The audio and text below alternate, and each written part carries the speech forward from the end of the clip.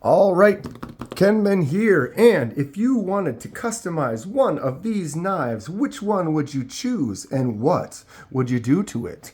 What are we going to do today? Should we find out?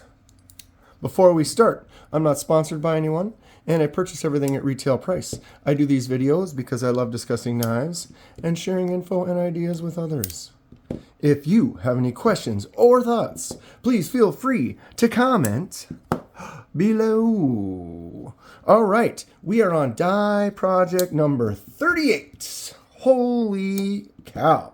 Can you believe we've done that many? So, here are the knives I currently possess for the die project. Got some micarta, some G10, a few different colors. What are we gonna do? If you've tuned in before, if you haven't, my playlist is right there. But all of these can take dye, even these black ones here. I don't know if I want to do this banish. What do we think? Comment below. Every color that you start with is going to come into play when you do the dye. Dye only continues to add to the color that already exists. This brown one here, if I were to try to do this in like a light color, it's going to be the light color plus this brown. So no matter what we do, it's going to be kind of dull. So probably the best bet on this would be like a red, or it would be like a dark maroon, or like a green would kind of be a dull, dirty brown green. So those colors come into play. Another green one with this micarta here. It's only going to be able to get darker than that. So maybe a blue or a purple. I've done the gray before, and it does definitely dull down the colors, but not as much as you think, or even the sand one. I've got some nice colors out of that. The jade always works as one of the best because it has the least amount of color, other than white. Well, a white G10 scale will work really well. I've done that before, like my Civivi Vision FG, which is a great knife, but this was white, and we did it in this red. This is way back on the die project early days, probably the first 10.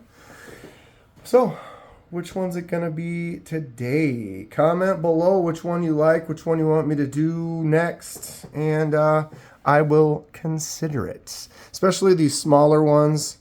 Not sure if I want to do the October or the Banish, so it's going to be set aside for now. We will see. This is the new Trevisa. I'm not going to talk about that right now. Also, this great Cryo from Concept. Awesome knife. This other knife from Concept. It likes to talk. Maybe not well today. Yeah. Knife Puppet Theater coming to a show near you. Thursday nights, I'm live, 6 p.m. Central Standard Time. If you are interested, come join us. We'll have some fun. So that'll be this Thursday night, 6 p.m. Central. Maybe work on a few projects. Maybe start on one of these. Who knows what we'll get into. The Darkness. I'm excited to do the Kubi Darkness. This is a cool looking knife. It's a bigger knife. Not today. And we're down to these jades. Just got this one. Well, pretty much just got all of these. We're cutting to the chase. Already spent too much time. Kenman, let's go. We are going to do the Vosteed Squirrel today. Well, we're going to prep it. We're going to take it apart and get it ready. Really cool knife. We'll do some last looks here. Nice jade handle. I believe, what is this? 14C28N blade. Very small little knife. Got a nice captive pivot. Pocket clip can be swapped to the other side. It's a fidgety knife. There's a little teeny little nub flipper tab right there. Boom. Works really good. You can also flick it out fairly simple, and that thumb stud works good. This one wants to close fast, so it's like you got to be careful because it just wants to drop quick. It wants to cut me.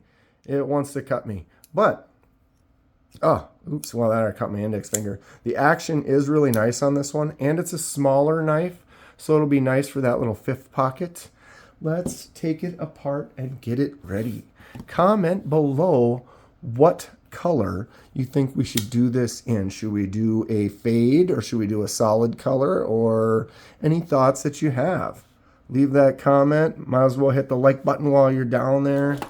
I appreciate it. Okay, set the dinner table. Ta-da. Wow, my T6 side does not. The yellows are the 6s, the reds are the 8s.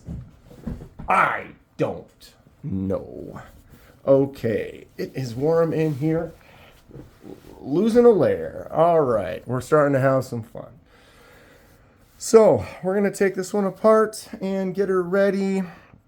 I am excited. Got to figure out what I'm going to do for the live this week. As far as the custom work, I have some plans, but I'm not sure as far as which custom job I want to work on exactly. Okay, so when you take it apart, you have to be careful. Looks like the pivot was T8, and it looks like everything else is going to be T6. Just want to pay attention so that you're able to put it back together the same way you took it apart. I like to loosen all of the screws just a little bit initially, just in case if one of the screws is really tight, it gets stuck against the spacer or something. It makes it a lot harder to remove later. So if you kind of go around and just get them all at least kind of started, it seems to just make it a little easier on you. All right. Get these things rolling. I am excited for this little chipmunk. It's a fun little fidgety knife. And yeah, I'm excited to do something with it. I'm not sure. Sometimes when I see something, I know exactly what it is I'd like to do, color-wise or whatever. In this case, I am completely up in the air. I have not a specific thing that has struck me significantly as of yet. I can't remember who. One of you had mentioned trying to give it like a stripes, like a chipmunk, which could be interesting, but it might be difficult. Dye definitely bleeds, and so you don't get a really hard, solid line. And so to do stripes like that might be a little more difficult. But I liked the idea. Sorry, I'm bouncing you around there. And so I'm kind of bouncing it around in my head, trying to see if there's a way I could come up with making that work. All right, nice little captive pivot there.